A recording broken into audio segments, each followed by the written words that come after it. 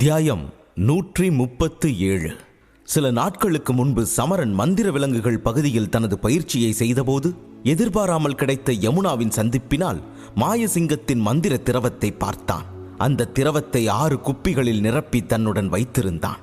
பயிற்சியின் போது அந்த மந்திர திரவத்தை துளி துளியாக குடித்தான். அதனால் மந்திர திரவத்தின் ஒரு குப்பி காலியாகி மீதம் 6 குப்பிகள் அவனிடம் இருந்தன. அந்த மாய திரவத்தை யாராலும் எளிதில் பெற முடியாது என்பதும் அதனால் அது மிகவும் மதிப்புமிக்க விஷயம் என்பதும் சமரனுக்கு நன்கு தெரியும். மேலும் இந்த மந்திர திரவம் சக்தி சக்கரவர்த்தியைப் போல சக்தி வாய்ந்த 6ஆம் நிலை மந்திர சிங்கத்தால் பாதுகாக்கப்படுகிறது. எனவேதான் யாரும் அந்த திரவத்தை திருட நினைக்கவில்லை. நினைத்தாலும் அவர்களால் அது முடியாமலேயே இருந்தது.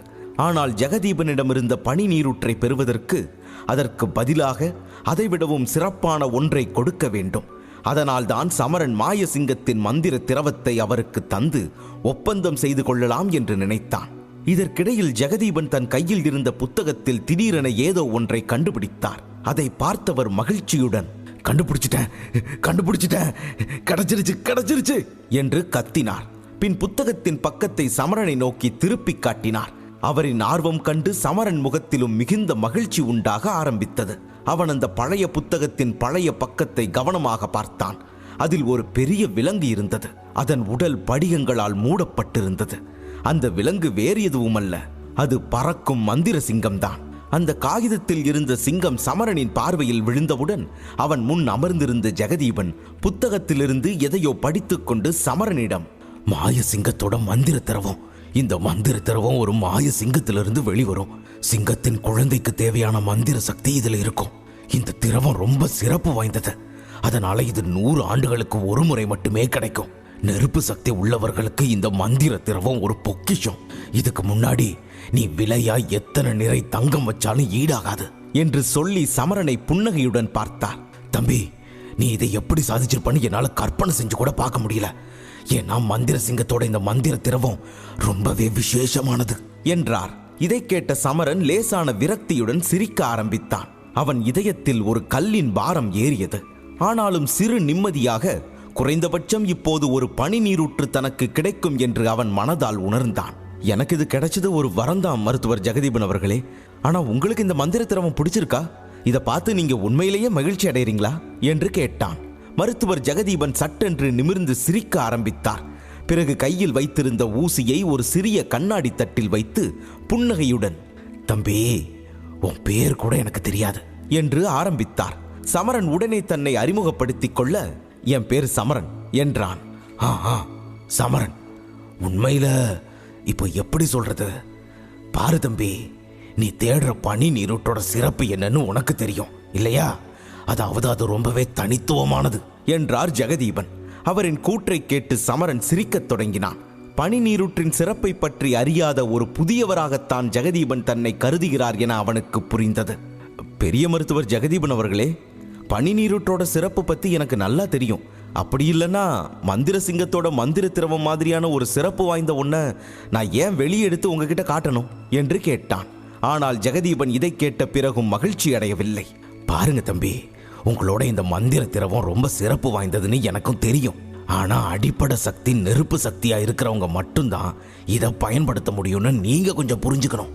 இதை வேற யாரும் உபயோகப்படுத்த முடியாது, புரியுதா? அதனால அதோட விலை கணிசமா குறையும் என்றார்.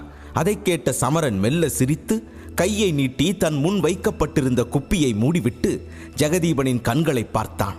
மருத்துவர் ஜெகதீபன் அவர்களே, நீங்க ரொம்ப வருஷமா இது போல சிறப்பான விஷயங்களை எல்லாம் சேகரிக்கிறீங்கன்னு கேள்விப்பட்டேன். அதுக்கு நான் உங்களை ரொம்பவே பாராட்டி ஆகணும். ஆனா அதை காரணமாக்கி உங்களால என்னை ஏமாற்ற முடியாது. இந்த மந்திர சிங்கத்தோட மந்திர திரவத்தை பயன்படுத்துறது மூலமா நெருப்பு சக்தி உள்ளவங்க எவ்வளவு நன்மை பெற முடியும்னு உங்களுக்கும் எனக்கும் நல்லா தெரியும். இதை அடையிறதுக்காக எத்தனை மருத்துவர்கள் தன்னோட முழு வாழ்நாளையும் செலவழிக்க தயாரா இருக்காங்கன்னு எனக்கு வேணும்னா தெரியாம இருக்கலாம். ஆனா உங்களுக்கு நல்லா தெரிஞ்சிருக்கும். அதனால இந்த திரவத்தோட சிறப்பை நீங்க தப்பா கூட குறைச்சி எடை போடுறதா என்கிட்ட சொல்ல வேண்டான்னு நான் தாழ்மையோட கேட்டுக்கிறேன் என்று லேசான நக்கலுடன் சொன்ன சமரன் ஜெகதீபன் எதுவும் பேசாமல் யோசிக்க ஆரம்பித்ததை கண்டு மேலும் தொடர்ந்தான். நீங்க இந்த மந்திர சிங்கத்தோட மந்திர திரவத்தை சாதாரணமா சொல்லி இதோட சிறப்பை குறைச்சு உங்க பனி நீரூற்றோட விலையை அதிகரிக்க பாக்குறீங்கன்னு என்னாலையும் தெளிவா புரிஞ்சுக்க முடியுது. ஆனா ஒரு விஷயம், என்கிட்ட இந்த ஒரு மாய திரவ குப்பி மட்டுமே இருக்கு. நீங்க இதை விரும்புனீங்கன்னா அதுக்கு ஈடா நான் ஆசைப்பட்டதை கொடுங்க. இல்ல தரமாட்டேன்னா அதை நேரா சொல்லிடுங்க, அது உங்க விருப்பம். ஆனா என்ன பொறுத்தவரை என்கிட்ட இருக்கிற எல்லா சிறப்பு பொருள்கள்லையும் இந்த திரவத்தை தான் நான் ரொம்ப சிறப்பானதா நினைக்கிறேன். இது உங்களுக்கு கொஞ்சம் விலை மதிப்பில்லாததா தோணுச்சுன்னா பரவாயில்ல. என்ன, ஒரு பனி நீரூற்ற பெறணுங்கிற என்னோட கனவை நான் கைவிட வேண்டியிருக்கும், அதானே? நான் அதுக்கு தயாரா தான் இருக்கேன் என்றான். சமரன் இப்படி சொல்வதை பார்த்த ஜெகதீபனின் வாய் சட்டென்று திறந்தது. அவர் தன் எதிரே அமர்ந்திருந்த சமரனை சற்று ஆச்சரியத்துடன் பார்க்க ஆரம்பித்தார். ஜெகதீபன் தனது வாழ்நாள் முழுக்க தனது நன்மைக்காகத்தான் மக்களை பயன்படுத்தி கொண்டிருந்தார். ஆனால் இன்று ஒரு சிறுவன் அவர் முன் வந்து அவருடன் சரிக்கு சரி போட்டி போட்டுக் கொண்டிருக்கிறான். இதனால் அவர் சிந்தனை இன்னும் கொஞ்சம் ஆழமாக மாறியது. இதை பார்த்த சமரனின் முகத்தில் லேசான புன்னகை தோன்றியது. சிறிது நேரம் யோசித்த பிறகு ஜெகதீபன் தனது கண்களை சமரனை நோக்கி திருப்பி, அப்படின்னா சரி, இந்த ஒப்பந்தம் நடக்காதுங்கிறத நான் உனக்கு வருத்தத்தோட தெரிவிச்சுக்கிறேன் என்றார். ஜெகதீபன் சொன்னதை கேட்ட சமரனின் முகத்தில் எந்த மாற்றமும் இல்லை. மாறாக அவன் சிறிய வருத்தத்துடன் தலையை அசைத்தான். பின் விரைவாக மாயத்திரவ குப்பியை அவருக்கு முன்னாலேயே தனது சேமிப்பு வளையத்திற்குள் வைத்தான். பின் சிரித்துக்கொண்டே நாற்காலியில் இருந்து எழுந்து நின்ற சமரன் அதே புன்னகையுடன், மன்னிக்கணும் மருத்துவர் ஜெகதீபன் அவர்களே, நான் உங்களை தொந்தரவு செஞ்சிட்டேன். கருங்கல் நகரத்தில் இன்னைக்கு என்னோட கடைசி நாள், அதான் நான் இப்பவே இங்க வந்தேன். ஆனா பரவாயில்ல, நாளைக்கு நான் விராட பேரரசை விட்டு வெளியேறிடுவேன். நான் கிளம்புறேன், நன்றி என்ற சமரன் தன் கைகளை முன்னால் மடக்கி ஜெகதீபனிடம் இருந்து விடைபெற்று நேராக அறையை விட்டு வெளியே செல்ல கிளம்பினான். நாற்காலியில் அமர்ந்திருந்த ஜெகதீபன் சமரன் நாளை விராட ராஜ்யத்தை விட்டு வெளியேறப் போவதாக சொன்னதையே நினைத்துக் கொண்டிருந்தார். அவரது கால்கள் லேசாக நடுங்கத் தொடங்கியது. ஆனாலும் அவர் எதுவும் பேசவில்லை. மாறாக சமரன் அறைக்கு வெளியே செல்வதை அமைதியாக பார்த்து கொண்டிருந்தார். அந்த அறையில் சமரனின் காலடி சத்தம் மட்டுமே கேட்கும் விதத்தில் விசித்திரமான அமைதி நிலவியது. தன் வார்த்தைகள் ஜெகதீபனுக்கு எந்த பாதிப்பையும் ஏற்படுத்தவில்லை என்பதை வாசலை நோக்கி நகர்ந்தபோதுதான் சமரன் உணர்ந்தான். அதே நேரம் அவனும் அந்த அறையின் கதவுக்கு மிக அருகில் நெருங்கி இருந்தான். அவனது சிரித்த முகம் லேசாக வியர்க்க ஆரம்பித்தது. உண்மை என்னவென்றால் சமரன் எந்த விலை கொடுத்தாவது பனி நீரூற்றை வாங்க விரும்பினான். ஆனால் அவன் லேசாக விட்டுக் கொடுத்தாலும் தந்திர நரியான ஜெகதீபன் அவனை பயன்படுத்தி கொண்டு அவனிடம் இருந்து பெரும் விலையை பெற்றுக் கொள்வார் என்பது அவனுக்கு தெரியும். இது நடந்தால் அவன் தன்னிடம் மீதமுள்ள 5 மந்திர திரவ குப்பிகளையும் அவரிடம் விட்டுக் கொடுக்க வேண்டியிருக்கும் என்பதை சமரனும் அறிந்திருந்தான். எனவே பனி நீரூற்றுக்கு இந்த திட்டம்தான் சரி என்று சமரன் நினைத்தான். ஆனால் அவன் மனதில் ஒரு கேள்வி எழுந்தது. மேலும் லேசான கோபம் வர, இவருக்கு சிறப்பான பொருள் மேல அளவுக்கு மீறிய பிடிவாதம் இருக்கு. அப்படி இருக்கும்போது மந்திர சிங்கத்தோட மந்திர திரவம் போல உன்னை இவர் எப்படி வேண்டான்னு சொல்லுவாரு? ஒருவேளை இந்த கிழவரும் என்னை தூண்டிவிட முயற்சி பண்றாரோ? இவர் உண்மையிலேயே ரொம்ப நல்லாதான் ஆட்டத்தை ஆடுறாரு என்று மனதிற்குள் நினைத்து கொண்டான். தனக்குள் பேசியபடி நிமிர்ந்து பார்த்தவன் அறையின் கதவு தனக்கு 5 அடி தூரத்தில் தான் இருப்பதை உணர்ந்தான். அவனுக்கு பின்னால் அமர்ந்திருந்த ஜெகதீபன் இன்னும் அமைதியாகவே இருந்தார். அதனால் உண்டான சோகத்தில் சமரன் கண்களை மூடிக்கொண்டு கடைசி அடிகளை மனதில் எண்ணத் தொடங்கினான்.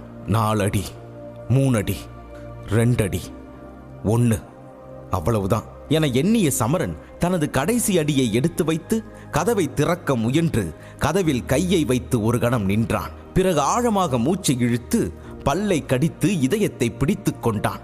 அவர் அழைப்பார் என்ற தன் திட்டம் தோற்று போனதை புரிந்து கொண்டான் சமரன். பின் கடைசியாக அந்த அறையின் கதவை திறந்து அமைதியாக வெளியே கால் வைத்தான். அப்போது திடீரென அவன் பின்னால் இருந்து ஒரு முதியவரின் குரல் அவனுக்கு கேட்டது. ஓ தம்பி, சரி தம்பி, நீ சாதிச்சிட்ட. நான் ஒப்பந்தத்தை ஏத்துக்கிறேன். திரும்பி வா, உண்மையை சொல்றேன். மாயசிங்கத்தோட இந்த மந்திர திரவத்தை போல எதையும் நான் என் வாழ்நாள்ல பார்த்ததே இல்லை. நீ ரொம்ப அதிர்ஷ்டசாலி. ஏன்னா இதை தவிர நீ வேற எதையாவது தரேன்னு சொல்லி இருந்தா நீ நிச்சயமா இங்கிருந்து வெறும் கையோட தான் திரும்பி போயிருப்ப. சமரனுக்கு அந்த குரல் மின்சாரம் பாய்ச்சியது போல தாக்கியது. அதனால் அவன் உள்ளத்தில் இருந்த துக்கமெல்லாம் ஒரு நொடியில் உடைந்து அவன் முகத்தில் நிம்மதி பெருமூச்சு வந்தது. பிறகு சமரன் நெற்றியில் வழிந்த வியர்வையை துடைத்துவிட்டு மெதுவாக திரும்பி ஜெகதீபனுக்கு முன்னால் நடந்து அவருக்கு நேராக போடப்பட்டிருந்த நாற்காலியில் மீண்டும் அமர்ந்தான். அவன் நாற்காலியில் அமர்ந்தவுடன் மருத்துவர் ஜெகதீபனை பார்த்து புன்னகைத்தான். பின் அவன் மீண்டும் ஒருமுறை தனது சேமிப்பு வளையத்தை தடவி அதிலிருந்து ஒரு பச்சை குப்பியை எடுத்து அதை தன் முன்மேசையில் வைத்து, மருத்துவர் ஜெகதீபன் அவர்களே, என்னோட இந்த உருப்படியை பாராட்டினதுக்கு ரொம்பவே நன்றி என்றான். இதை கேட்ட ஜெகதீபன் தலையை ஆட்டினார். பின் தன் முன் வைக்கப்பட்டிருந்த பச்சை நிற குப்பியை எடுத்தார். பிரிந்து சென்ற காதலியை மீண்டும் மழையில் நனைந்தபடி பார்க்கும் காதலனைப் போல அவரது முகம் ரசனையாக மாறியது. அவர் குப்பியின் மூடியை மெல்ல திறந்து அதன் நறுமணத்தை முகர்ந்தார். அதனால் அவர் முகத்தில் ஒரு வகையான போதை உண்டாகியது. இதை உணர்ந்த ஜெகதீபன் சமரனிடம் தன்னை மறந்து பேச ஆரம்பித்தார். பல வருஷத்துக்கு முன்னாடி மந்திர சிங்கத்தோட மந்திர திரவத்தை பத்தி என்னை சந்திச்ச ஒருவர் சொன்னாரு. நான் அதை அப்ப என் கண்ணால பார்க்கல. ஆனா இப்ப இந்த குப்பையில இருக்க மந்திர திரவத்தை பார்க்க நான் என்ன ரொம்ப அதிர்ஷ்டசாலியா உணர்றேன் என்றார். ஜெகதீபனின் இந்த மாற்றத்தை கண்ட சமரன் சற்று ஆச்சரியப்பட்டான். மேலும் இவருக்கு இது மனிதனை விட விலைமதிப்புடையதாக தெரிவதையும் அவன் புரிந்து கொண்டான். அவர் கையில் இருந்த குப்பி வெறித்தனமாக அவர் கையில் சிக்கி இருந்தது. அவர் தன் நிலையில் இல்லை என்பதை புரிந்த சமரன் அவரின் கவனத்தை தன் பக்கம் இழுக்க லேசாக இருமி காட்டினான். ஜெகதீபன் நிமிர்ந்து பார்க்க, மருத்துவர் ஜெகதீபன் அவர்களே, இப்போ அந்த பனி நீருற்ற வெளியெடுத்து காட்ட முடியுமா என்று கேட்டான். ஜெகதீபன் மிகவும் உற்சாகத்துடன் தலையை அசைத்தார். ஆமா, நான் இப்பவே எடுக்கிறேன். ஆனா நீ இங்கிருந்து நகரக்கூடாது. அதே மாதிரி தெரியாம கூட எதையும் தொட முயற்சிக்காத என்று எச்சரித்தார். சமரனும் தலையை அசைத்து சம்மதித்தான். உடனே ஜெகதீபன் அந்த பச்சை நிற மாயாஜால திரவம் நிரப்பப்பட்ட குப்பியை தன் அருகில் வைத்துவிட்டு சுற்றிலும் ஒரு முறை பார்த்து தன் அருகில் இருந்த சுவரை தொடர்ந்து தட்டத் தொடங்கினார். இதை பார்த்த சமரனுக்கு ஜெகதீபன் என்ன செய்கிறார் என்றே புரியவில்லை. ஆனால் சிறிது நேரம் சுவரை தட்டிய பிறகு அந்த சுவரில் திடீரென ஒரு ஓட்டை தோன்றத் தொடங்கியது. அந்த ஓட்டையை புன்னகையுடன் பார்த்த ஜெகதீபன், சமரா, இங்கேயே உட்கார்ந்துரு, இந்த இடத்தை விட்டு நகர கூட வேண்டாம் என்றவர் அந்த ஓட்டையை படிப்படியாக அகலப்படுத்தி அதில் கையை வைக்க ஆரம்பித்தார். அதை பார்த்து வியந்து போனான் சமரன். மருத்துவர் லோகநாதன் சொன்னது உண்மைதான். இவர் பெரிய அறிவாளிதான். இந்த அறிவை மருந்து தயாரிக்க பயன்படுத்தி இருந்தா இவர் எங்கேயோ போயிருப்பார் என்று நினைத்த சமரன் அசைய கூட முயலவில்லை. ஏனெனில் இவருக்கு எப்போது வேண்டுமானாலும் பைத்தியம் பிடிக்கும் என்று அவனுக்கு தெரியும். மேலும் இவர் தன்னை தாக்கிவிட்டு மந்திர திரவத்தை பறித்துக் கொள்வாரோ என்று சமரனும் சற்று பயந்தான். ஆனால் வருணமித்திரர் அவனுடன் இருந்தார். அதனால் அவன் அதை பற்றி அதிகம் கவலைப்படவில்லை. சிறிது நேரம் மௌனமாக இருந்த சமரன் அந்த ஓட்டையிலிருந்து ஒரு வெள்ளை நிற பெட்டியை ஜெகதீபன் வெளியே எடுப்பதை பார்த்தான். பின் அவர் திரும்பி நேராக சமரனிடம் வந்தார். அவர் அருகில் வந்தபோது அந்த வெள்ளை நிற பெட்டி நன்றாக அடைக்கப்பட்டிருப்பதை கண்டான் சமரன். ஜெகதீபன் அந்த பெட்டியை கொண்டு வந்து மேசையில் வைத்தான். இப்போது சமரனால் அதை தெளிவாக பார்க்க முடிந்தது. சமரனின் கண்கள் பெட்டியை உன்னிப்பாக பார்த்தது. பெட்டியின் மேல் ஒரு சிறிய ஓட்டை போடப்பட்டிருந்தது. அந்த ஓட்டை மூடியிருந்தாலும் உள்ளே ஏதோ மிகவும் குளிராக இருப்பதை சமரன் உணர்ந்தான். அதிலிருந்து பனிக்காற்று மெதுவாக வெளியேறியது. அந்த பெட்டியை பார்த்த ஜெகதீபனின் முகத்தில் லேசான சோகம் தோன்றியது. அவர் தனது பொருட்களை மிகவும் நேசித்தார். அவர் எதையும் மாற்ற விரும்பவில்லை. ஆனால் இப்போது வேறு வழி இல்லை.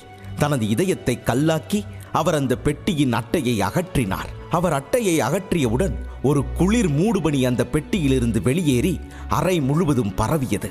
அதன் காரணமாக கண்ணிமைக்கும் நேரத்தில் அந்த இடம் மிகவும் குளிரத் தொடங்கியது. சமரன் இந்த குளிர்ச்சியை உணர்ந்தாலும் அதை புறக்கணித்து பெட்டிக்குள் வைக்கப்பட்டிருந்த பொருளை கவனமாக பார்க்க ஆரம்பித்தான். பெட்டியின் உள்பகுதிகளில் உறைந்த பனிக்கட்டிகள் நிறைய இருப்பதையும் அந்த பனிக்கட்டிக்கு நடுவில் ஒரு சிறிய குப்பி வைத்திருந்ததையும் பார்த்தான். அந்த சிறிய குப்பியை சுற்றி குளிர்ந்த காற்று வீசியது. இந்த காற்று மிகவும் குளிராக இருந்தது. அது ஒரு நொடியில் அனைத்தையும் பனியாக உறைய வைத்துவிடும். குப்பியிலிருந்து குளிர்காற்று வெளிவருவதைக் கண்ட ஜெகதீபன் மிகுந்த வருத்தத்துடன் சமரனை நோக்கி அதை தள்ளினார். பின்னர் வலி மிகுந்த குரலில், இதை வச்சுக்கோ, இதான் நீ தேடிக்கிட்டு இருந்த பனி நீர் டிஸ்கிரிப்ஷனில் கொடுக்கப்பட்டுள்ளது.